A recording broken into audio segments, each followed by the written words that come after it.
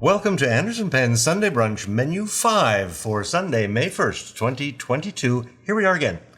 Good afternoon. Another Sunday. Morning. Good morning. Seems like we just did one of these. It seems like it's been less than a week. How have you been? Fantastic. You're right this very minute.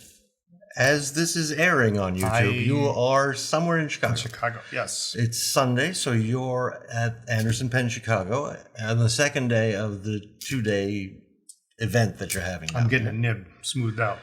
Didn't you do that yesterday? Maybe. I don't have it written down, but we should say it. Well, no, it's past tense. The only thing we have today is you in Chicago, and tomorrow is another event, which is Coles of London. Michael Hujara will be there with Dupont and Visconti. Yeah. So how was the show? Fantastic. Tell me all about it. Saw all sorts of cool pens. We'll talk about that next week. Before we go any further, I would like to ask everyone to please like this video and consider subscribing to our channel, because we like that, right? Yep. We like that Absolutely. a lot. I'm told you have a joke for me. Yeah, and here it comes. The other day I had a problem with my email account. Your email account? Yeah. Had a problem with your email account? I had a problem with my email account, so if you get any emails from me, if anybody gets any emails from me about canned ham, it's spam. Spam? Yeah. Very good. Very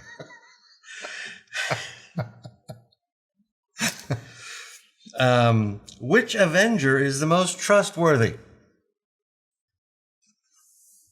No idea. The Credible Hulk. Oh. That's what I have.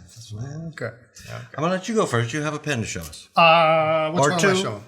Or two. Did you bring two? I brought two. It's show and tell. You take over. Well, so the one I started with, because Dupont is going to be at the store on Monday. Sparkles on it? This does have sparkles. This is the ST Dupont Line D, the medium. And it's got the black. Medium as the nib is medium? The size medium. So there's a Line D large. Okay. And then there's a Line D medium, and I actually like the medium size a little bit better. The large is pretty hefty. And this size, it's got this beautiful cap, but it has a non-ribbed section, whereas the Line D large have a ribbed section, gold nib. And then these, when they post, are really, really a pretty nice length. So this is my Line D medium Dupont. Is it inked? It is inked, actually. It is inked. Yes. Is that what you wrote this with? Yes, that is what I wrote that with. I like it. And it's very, very subtle sparkle. It's not too much. Right. I mean, I can see it, but we're under nice lighting. It is subtle. I like this cap. Mm-hmm. The cap is great. The clip is very nice. And that's a very satisfying clip. Yeah. Very satisfying. Lisa, I'm sure, likes these. Yes. Because of that. Excellent. Cartridge converter. Cartridge converter. Yep, I've got a converter there. What else you got? Because I see you have two. Yeah, I brought this one in just for fun, because this one will be at, if you're at Chicago, you probably see this because I have this with me. But this is a very, very unusual pen. It doesn't look like much. It's black. It has stainless steel trim. Mm-hmm. Is it an Estabrook? It is not an Estabrook. It's not an Estabrook. It's not an Estabrook. In fact, there's not a single letter of English on this pen. Oh, okay, so it's Japanese. It is Japanese. Is it a sailor? It is a sailor. Okay. So this is a wartime World War II era sailor, and 1942-ish. Is it an eyedropper? Well, yeah, we'll get to that. So it has the name sailor on the clip in Japanese, and then the imprint on the barrel, which shows the little Popeyes sailor fountain pen in Japanese. Okay, I have never seen anything like this. What makes this really special is the nib is entirely in Japanese. So they really wanted nothing to do with English.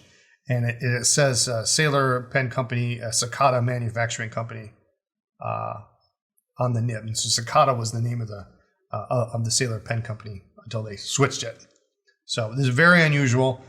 It is ebonite with the rushi lacquer on it, and it is an eyedropper with a shutoff. With a shutoff. So fascinating. And then this nib is a Falcon style nib. You can see it's got the cutout on the side. So it actually has. Is this something you ink up? No. This is this is pretty scarce. So and then it has an original owner's name on it, which is kind of neat. So that is a very, very cool pen. But very, very unusual to find it, is particularly with that nib. A lot of times you'll see those exactly like that, but they'll have a nib that's in English. So to have one that says Sakata Manufacturing Company on it is pretty unusual. See, I would have to ink it. And I may dip it or something, but I would have to ink it. Probably needs a new cork at this point. Oh, that's probably true. Beautiful. So, that's my special sailor. You'll have that with you in... You had that with you in Chicago, yes, so anyone who stopped you and said, can I see it? And I've got a couple of these too.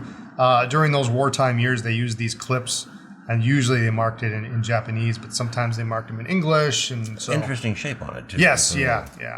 It is kind of neat. What the thinking was behind that. Don't know. And then it actually almost looks like a nib here, the tip of a nib on the end of the clip. Yes. Gorgeous. Well, I don't have anything to show you after that. How do you follow a pen like that? I did bring a Schon design pen. Okay.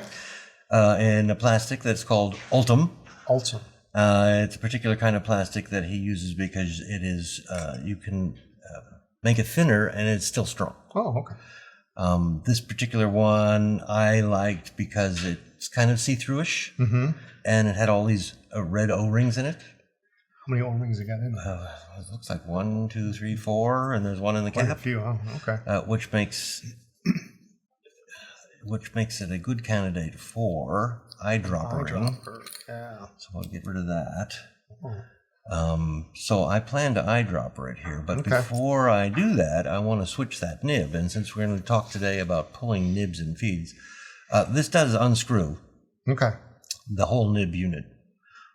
But what I need is that feed to stay with this pen. This is not the feed that came with the pen.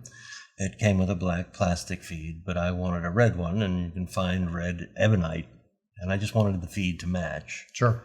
So you know, because you were there, we switched this. Didn't I swap that out for you? I think you did, yes. But now there's another nib I want in here instead of this one. Okay. And since I figured we were going to talk about pulling nibs and feeds today, I thought, well, today's a good day to do that. And I brought everything to eyedropper it right here in front of everybody, make a big mess. Great. But I just thought it was a really cool looking pen. It's a neat. I like material. How you can see through it, but you can't see through it. Yeah. And it was the color that I liked. Well, it's really tight. Those O-rings really make it a nice seal, huh? And this was one of the nibs that I got in the Philadelphia Pen Show and took to Gina and said, please make this a journal. Oh, sure, yeah. Franklin Christoph nib. Yeah. Because she was sitting right in front of them. So it was very convenient. Very convenient. So that's what we'll be doing with this one. Okay. And hopefully it will write when we're done with it. Pressure's on. Pressure's on for what? For that? Make sure or for the quiz? Make sure it writes. There's a quiz. Give you a quiz that I have given you no help with whatsoever. Yeah, this week, no help. Usually I help them. Hey, have you watched X, Y, Z? It's not like I help you. Today you are playing for, as you may recall, in the last podcast that we're doing the day after tomorrow, my ink of the week is Yamabudo. Okay. And you're playing for a sample Yamabudo. Of Yamabudo that I pulled off your shelf. That's clever, actually. I know, I like this. 3 questions, you have to get 2 right. Okay. One, I totally expect you to get right. The other one, I think you'll get right. And one, you probably don't know. Okay. But you surprised me, because you did once. You gave me multiple choice. That's true. But you picked right. Anyway, on our YouTube channel, we recently posted Steph's top 5 green inks. And I know you saw it because you mentioned it to me. Yes. Can you name 3 of her 5 choices? Oh. You watched it specifically and said, these are really good. I did watch it real specifically. One was Gier Bon Verprey. Yes, that's one. Was there a Diamine Emerald? No. Oh. Was there a Diamine? There is a Diamine. Was there a Diamine Jade Green, maybe? No. Oh, no, Brian. Oh, no. Oh, no. There was a Jade, but it wasn't Diamine. Oh, there was Private Reserve avocado. Yes. Okay. And I need one more? You do need one more. Well, I got like half. That's true. You got half of one and half of the other. Kind of counts. I don't know. I can't remember. Okay. It was a Diamine Kelly Green. Kelly Green, okay. And the Bon Vepre and the Private Reserve avocado, which some people say is a decent substitute for Mont Blanc Racing Green. But I've never had Racing Green, so I can't verify. The Pelican Edelstein Jade. That was the jade you're looking for. Yes, and a Sailor Shikiori Waku Uisu. Okay. Which was, to me, the fascinating one. I don't know if I'm going to give it to you. We'll find out at the end of this. You might not get your ink today.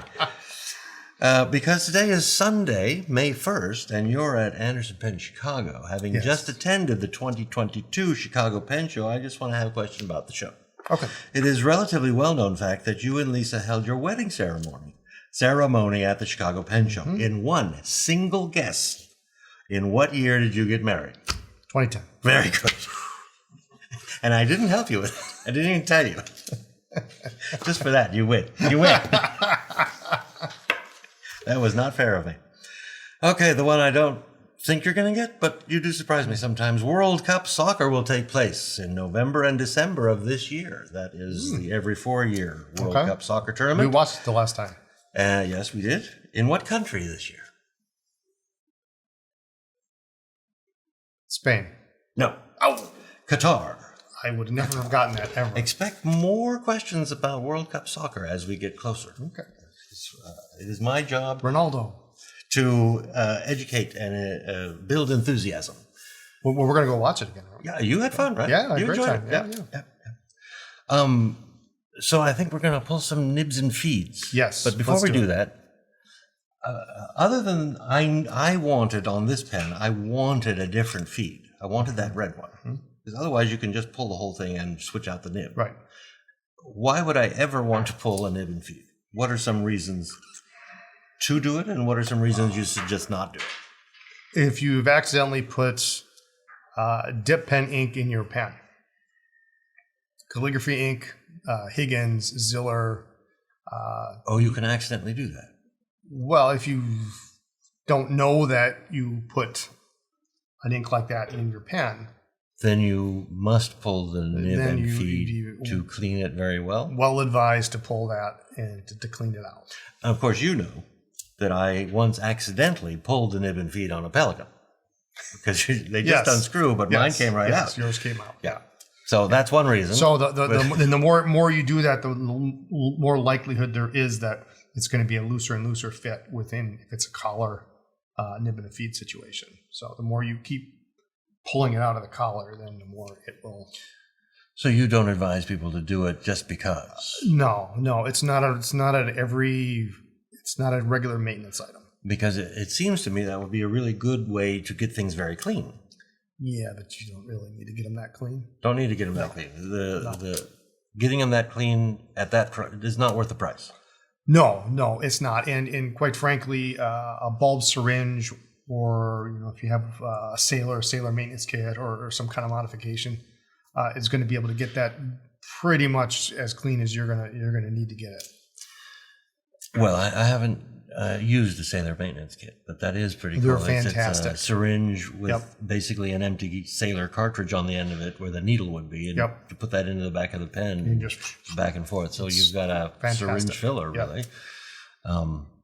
But there are reasons for pulling nibs and feeds other than... Sure. I mean, this is just an aesthetic thing. I wanted a red one there. You want to swap over, so that's how we have to do it. We have to pull it. Or if you've got two pens and you want the medium nib on this one and the fine nib on this one, and you're going to sell this or something, then maybe you want to pull it. Okay, but we're not talking about pens where the whole thing just unscrews. Correct, right. Friction fit. Oh my, okay. So as a general rule, I almost never pull a nib and feed unless it's a threaded unit like on an original Esterbrook or the new Esterbrook or Edison or Franklin Christoph or anything that uses Pelican, one of those. Yeah. If it's designed to unscrew, then that's as far as I go with it. Right. And then before you put it back, you put the grease around the threads and put it back in. Sometimes, not always. Oh, I do it every time. I don't know why. You like to do that. Someone's laughing over there. Who's laughing? I was told you're supposed to do it every time, but I don't know where that came from because I've been doing this a long time. Yeah, I mean, it's going to help make sure that no ink leaks out of the front of the section. The catch is you want to make sure you don't want to use too much, because if you get too much in there, then you might accidentally get some in where the ink is supposed to go, and then it might cause issues. That's why I used to use a Q-tip, because I didn't want to get too much. But then you told me, and you showed me right here. Just put on your finger. Okay. And have you used that method yet? Yeah. Is it better? It's easier. Better, yes. It's easier. We're getting a little off topic, so let's pull a feed. Right. What'd you bring? So we're going to start out. I've got... that I can tell you what that is. What is it? That's an Esterbrook, modern Esterbrook, Esty, oversized Rocky Top. Very good. Very good. It's beautiful, isn't it? I love Except for that trim, it's beautiful. Yeah, but that trim goes with it. With this orange and this gold, you have to have it. So with most modern pens, we'll all pretty much follow this design. Now, this is a standard Jowo nib and feed unit, which you're going to find in a lot of pens. First thing I'm going to do is make sure that this is pulled out. Pull out the converter. And I'm going to put it back in there. So these, like you say, they unthread. So there's a lot of these units around, and they're all pretty much very similar. You'll even see now they're not using Jowo, but Visconti will have threaded nib units in their pens now too. Just so we are all speaking the same language, this is a nib unit. This is the nib. Yep. This is the feed. Yep. This is the collar. Yeah, I call it the collar. The collar. It seems to be appropriate. So when they're all put together, it's the nib unit. Yeah, it's a nib unit. So, I'm sure that's what I have in my my pen. Yeah. Most of them are that way, especially the Jowo ones. We can get to a non-Jowo nib unit will be very similar to this. But in order to pull this out, if you wanted to separate these and swap these nibs or do something like that, we're going to have to. You want it in the section because you want something to hold on to it. If you try to pull this without the nib unit, that's going to be difficult. Without the section, while it is possible, it's very, very difficult. So, but you don't want it tight in there because once the nib is out, the nib and feed, you still have to remove the collar. Well, if you're just going to put something else and put it back in, then it's not a big deal. But if I am going to need the collar for whatever reason, I'll unscrew it just a little bit, but not too much. Because then when I pull it, then I'll be able to just kind of turn it with my hands and get it out. But for this exercise, I don't necessarily need to do that. So what I'm going to do is I'm going to have it screwed in there, and then I'm right-handed, so I'm going to use my thumb and my forefinger here, and I'm going to grab onto it like this. So I've got my thumb on top, and then with my left hand, I'm going to grab the barrel, and with my left thumb, I'm going to push against my right thumb while still holding onto this. And so you're not just pulling, you're actually pushing. I'm pushing, yeah. And usually what I do, it's a little bit hard to do this out here, but usually I will hold it up against my body to give me a little bit more stability. But I'm just going to push. And that you made it look very easy. Now, let me put this back in. I'll show you something. If it's really difficult, or you have a nib or a feed that's very much smaller than this, what I'll do is I can push it a little bit, and then I'm going to go move in a little bit and grab further up. Readjust your hand. Yeah, because otherwise you run the risk of you could break something here. Okay. If you're using too much, or if it's too difficult to get up, and then I'm just going to readjust and then just pull and it comes out, and there it is. Excellent. Now, when you look at these, most of the Jowo nib units, the nib goes in one way. You'll see like a little bit of a sleeve, and then there's a little spot there that fits on the bottom, this channel of the feed. Oh, so that channel goes in one So this channel goes in there, yeah. And then when you notice this, you'll see that there's a little liner on the bottom half, and so then that's the same width as the nib on the top. So that's how that goes in when you put this back together. Well, are you going to put it back in there? I can. Okay. I don't have to. Well, we said show us how to pull. We never said put it back. Okay. Well, and so let's say you had a different nib. Let's say I had a different nib. Yeah. I'm going to put it in, and I didn't want this extra fine. I've got a fine in one of my other pens that I'm going to put in there. The important thing is to make sure that the feed is lined up properly on the nib. So you don't want to have it too far back, and you don't want to have it too far forward. So there's a spot where the sides of the feed here touch the sides of the nib, and then that's where it needs to be. That's where you see how hold that's it when you're inserting. Yeah. So if I'm going to hold it like that, and I find my little spot, there it is, there, and then it just goes in. How much pressure did you put on that? Not much. Not much at all. Not much. Usually these going in are pretty easy. It's a friction fit. Yeah. But it wasn't too difficult. No. And you didn't put any grease on it. Nope, nothing. And you shouldn't. On the feed. Doing this, yeah, you shouldn't. If you wanted to put some...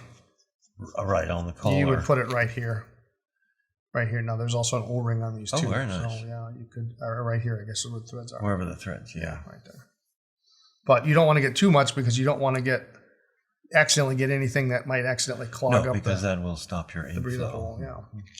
Which would be the same thing as putting grease on your feed. Yeah. You don't want to do that. So. Well, you made that look easy. So here, you want to do it? Sure. You've never pulled one? Ever? Not really. You made it look easy because it's not too difficult. It's not that hard. It's not that hard. Yeah, and you will hear. You might hear some of those fins on that feed kind of rippling because they are. Can you find the channel by feeling around? Or do you want to look at it? You want to look at it because if you don't get it in there right, then you might ruin something else. Very nice. So now are there nibs and feeds that are more difficult? Yes. Where you need a tool other than your hands? Well, there are some. If you look at say Sailor or Platinum, or pretty much most Japanese pens, they're friction fit with no collar. Oh, so they're right in the section. They're right in the section. Yeah. So you would do the same thing, and Platinum are very, very difficult because they're in there very, very tight. Usually, you do the same thing. You would just grab it, and then push. Same idea. Same idea. There's no collar in there. There's no collar. Yeah. So okay. But it varies on model. Like on Platinum, for example, the actual interior of the section is perfectly round, so there is no. You put it back in. You can put it back any way you want. Sailor is kind of 50-50. That they're starting to move towards a groove on the bottom on many of them, but not all of them. So you do have to look. You have to look. You do have to look. Now, once at the LA Pen Show, I had a flow problem on a Mont Blanc 149. Okay. And there was John Monishaw. And I explained it to him, and he pulled out something that looked like a pair of pliers and pulled the nib and feed. Yeah, and you could use that. Like right here, I have a. I don't remember if that's what it looked like. A nib pliers, and this is kind of a handmade device. But we should show that to the camera, that it kind of looks like. Yeah, there's a padded section in there.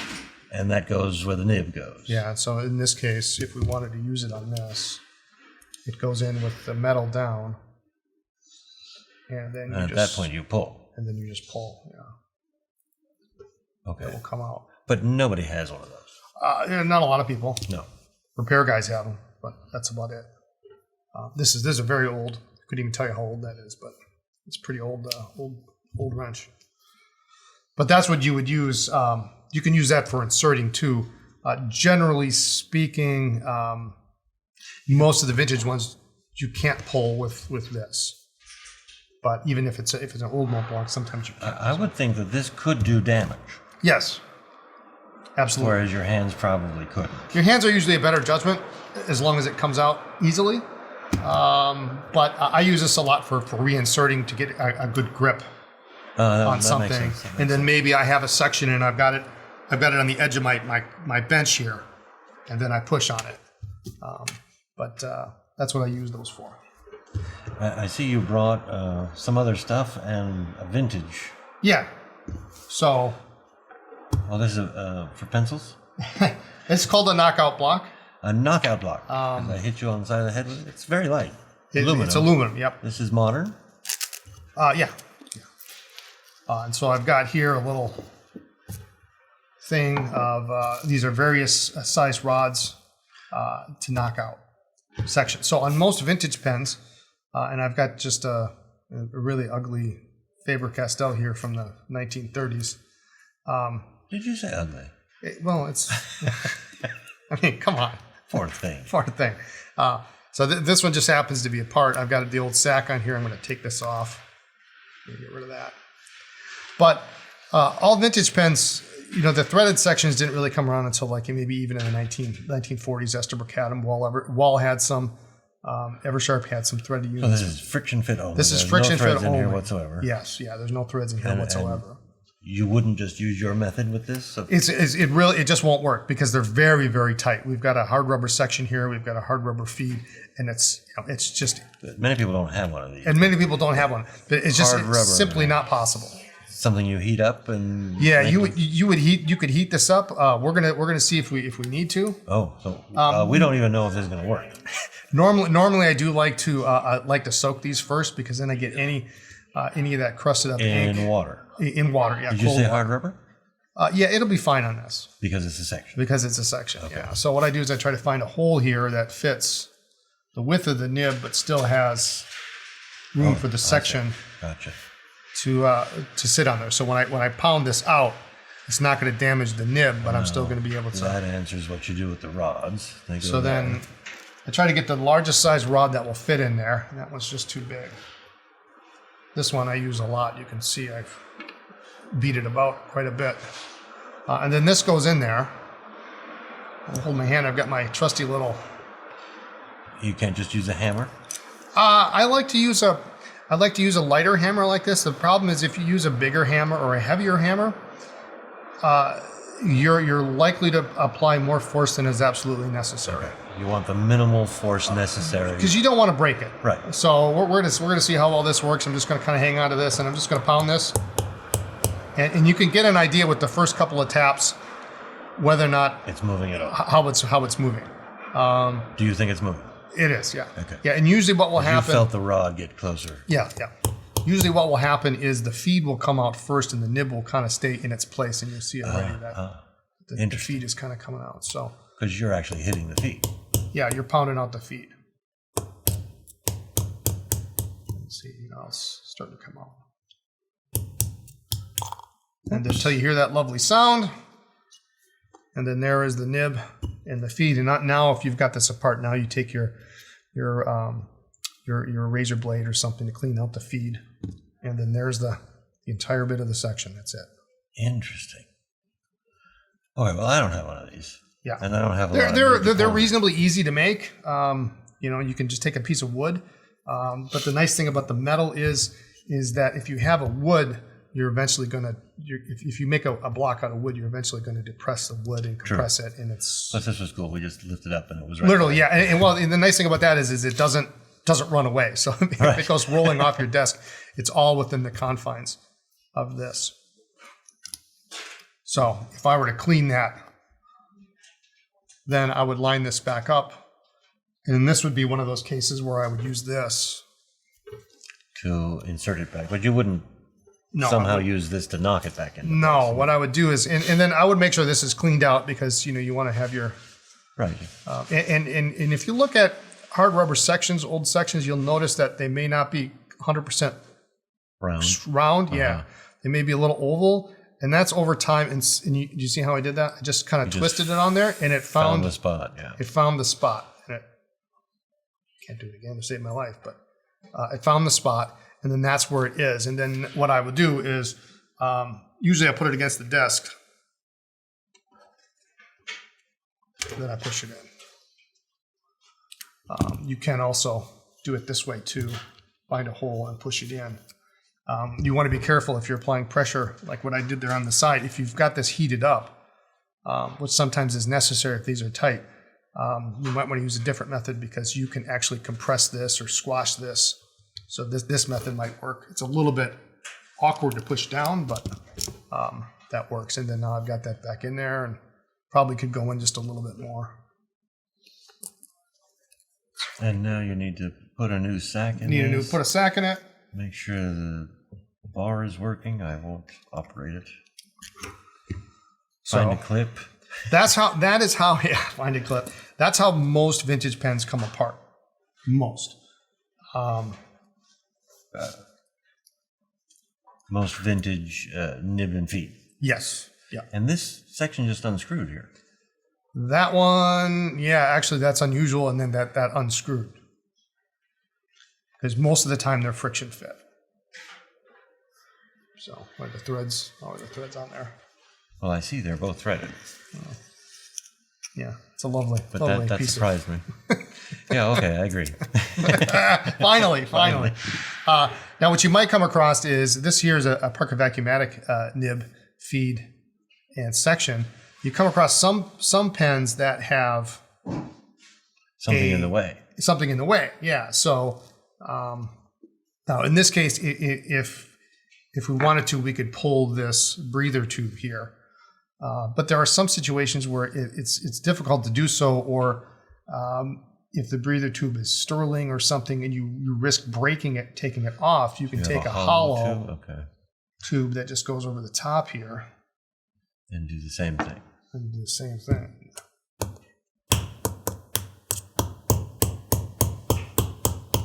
Should let you do this. Let's see, it's already starting to come out. You said this is a Parker what? This is a Vacuumatic.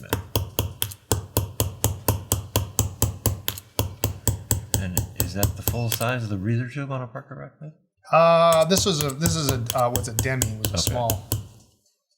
You know, sometimes these things have really, really long feeds. They don't look that long, but which is why you need. There are manufacturers of knockout blocks, but they're about half the size, and that's dangerous because if you're down here, you can hammer your nib into the table. So here we go, and then this just comes out. You can clean that. And then that would go back in exactly the same way.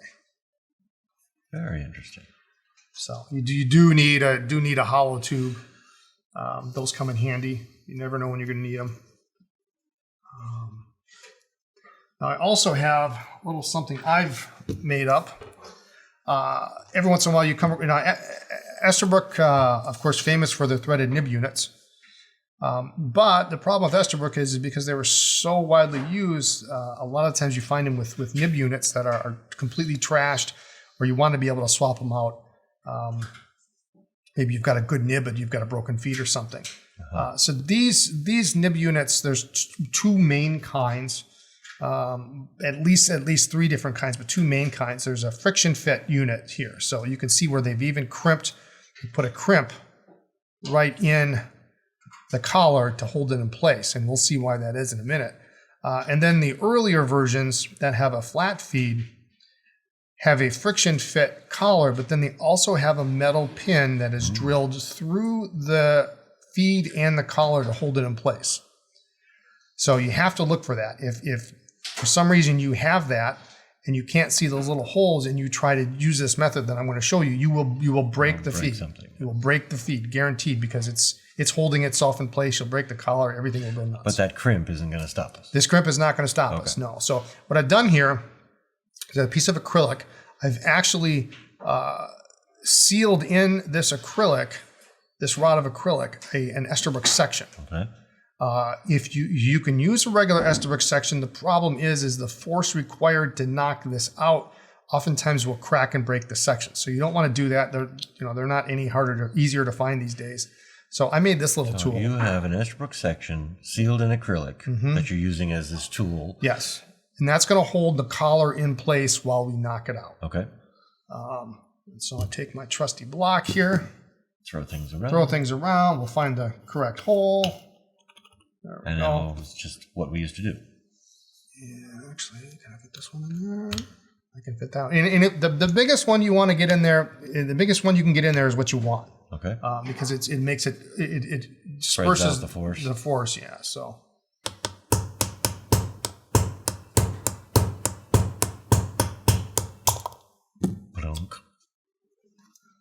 All right. So we see So you do get this. It started to move, and then but then it got stuck, and then it came completely out. So I'm going to try that again. Did we ruin the threads on it? No, I don't think so. Interesting.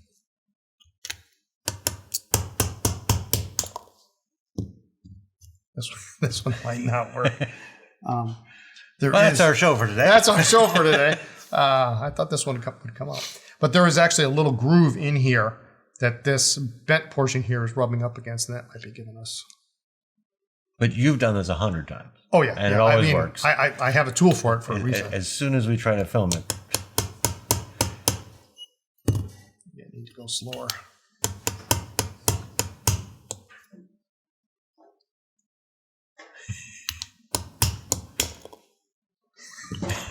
Can we do one of those fast forward things and I'll go get another one? But this one I probably would have wanted to soak too because it's got some crusted up ink, but these will come out, and it did start to come out. But it's impossible to pull these apart. They're so tight that you can't. You need some help. And this is just what we've been talking about. This is a collar with a feed and a nib. Yep. This is a nib unit. Yep. But Esterbrook vintage. Yeah, and they were made to much tighter restraints than current nibs. That doesn't want to stay. How is it unscrewing itself? I see shellac right behind you. If it moves in it, shouldn't use shellac. So that should come out. I could certainly get another one if we want to try a different nib. But. Well, I think, no, nobody has this.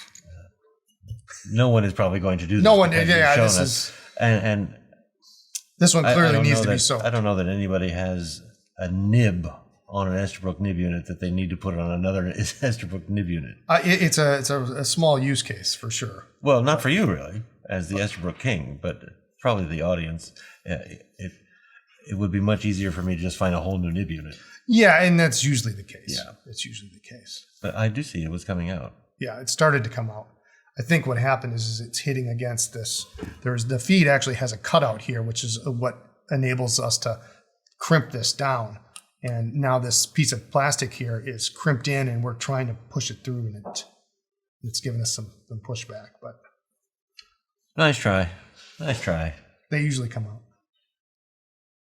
Yeah, I will never be doing that. What I will be doing is pulling this. All right. Because I would like this nib, not this feed, just this nib on this pen. So I just leave this. This is. Yeah, do you have your converter on there?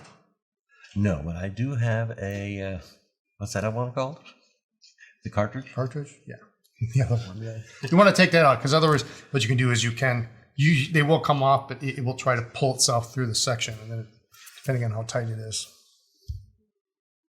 And then just push with your left hand against your right. I have all the fins are now at my thumb. So I'm just trying to get kind of like that. This is a really short pen. Rather slippy. So you got it? I got a little bit, and you heard that little. Yeah. And that was the fins in the feed moving. I don't need that feed. And so now I'm going to move up a little bit further. I got it to come on a little bit, and now I'm going to. See, and this is one where I'd want to hold it up against my chest because it'd be easier to get. There we go. That may not be exactly clean. Okay, so we're putting this nib in that pen. So you're going to take that. Yeah. There's nothing in there.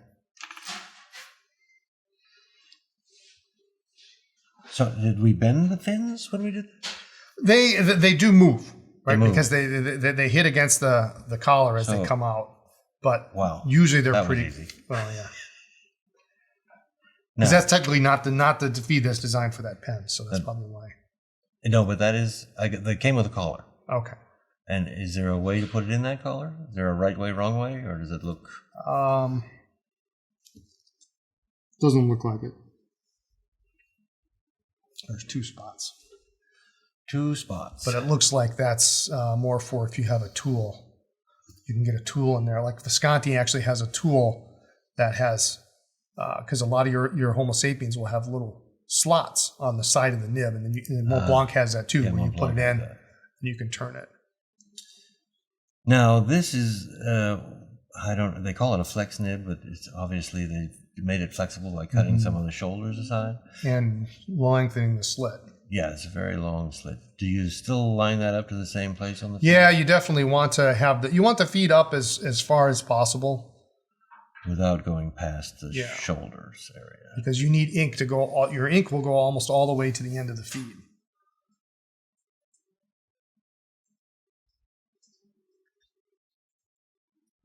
Check my work.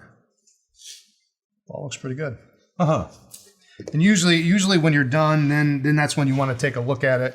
You want to see if you need to just adjust the nib a little bit by pushing in on the shoulders.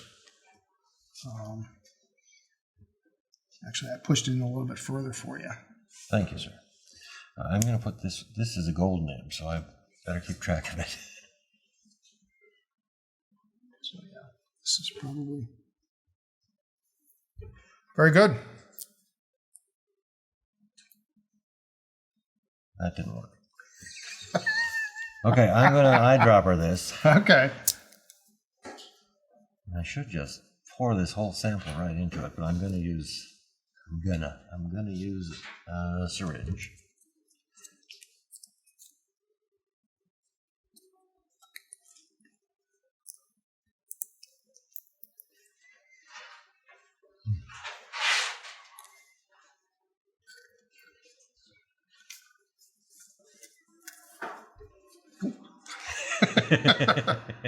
Sorry, what do we have in there? Is that the Kyono Oto? Aonibe? I don't think this nib is actually going to fit in here pretty well. Oh, I've done something wrong already. Which means maybe I can use your knockout block here. Does this fit? Yes. Yeah, and then that is handy for that purpose. So I should have greased this first. Yeah. Before filling the barrel. Yeah, and this is you do want to use some silicone.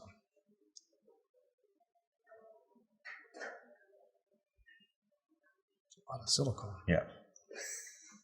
That all right. Might be the definition of too much. Saw it here first.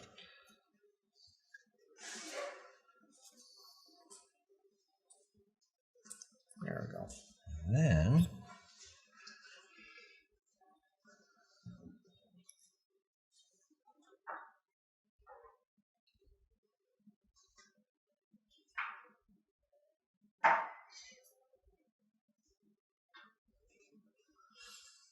now, when you ink a pen, let's say this was just a converter that I was putting in here, and I filled the converter or a cartridge. Say it was a cartridge. How much time should you give it to feed the feed? Usually what I do is, I'll confess, I don't actually wait. I don't either. But I take the pen and I'll go up to the sink.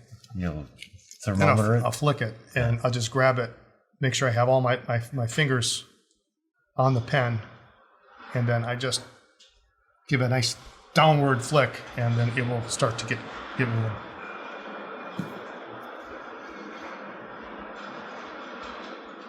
There you go.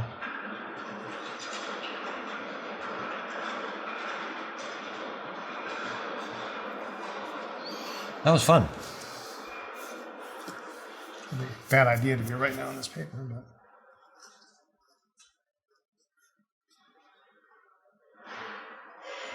How fun is that? Yeah, so now you've got this little guy here, and it looks like this. Oh, it doesn't fit in that This nib is a little bit too broad on the tail end, so it might not actually fit in this pen, but it should. Well, yeah, that might be true, because this won't even take a converter. So you might want to just leave that out if you're not going to use that pen. I'll find something else for it. So can't waste a gold nib. No. Put it in your Eyedropper. I could do that, couldn't I? I could do that. So those are like for me, those are the most common types of pens I'm going to see. You know, your friction fit sections that you need to knock out with the block, and most of your pens from up to and including the 1940s are that way. So you can't pull them out. Don't try. You're just going to end up breaking something. They need to be knocked out with the proper tool. Now, once a long time ago, I had an Omos. Do you remember that Omos? And someone sent me a different nib for it. I don't remember. Ah, because you pulled it and put the other one back in, and I'm sure it was a pull the nib and feed. Yes, yeah, that would have been a friction fit. I'm sure. This is yours. That's yours. Do you have another joke for me? You go first. Okay, I'll go first. Did you notice it rained on Sunday?